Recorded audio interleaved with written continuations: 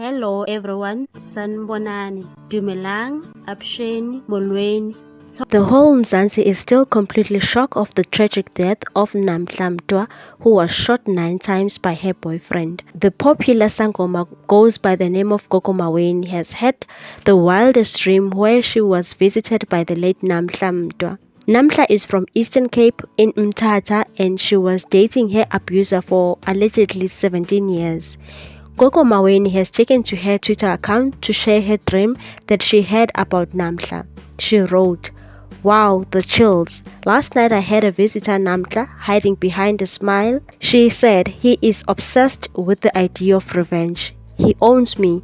Please let us help her cross over. Light a white candle in a short prayer. May she not suffer even after death."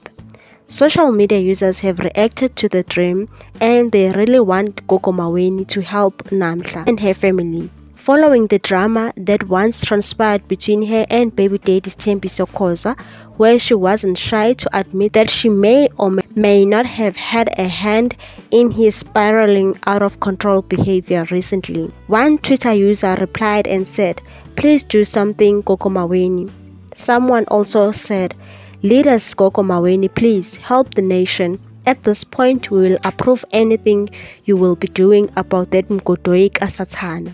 And also said, "This is not a physical fight anymore. This is spiritual. Please do something, Gogo. Lenja must not continue with his life as if nothing happened. No." The Namhla story is very heartbreaking shame.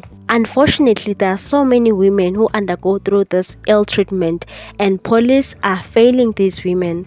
I still say the death penalty should be brought back and be only solution in cases like this. It's really sad a person goes to a prison and carry on as if nothing happened. What are your thoughts on this one, people? Please share your comments. Thanks for watching. Subscribe for more news.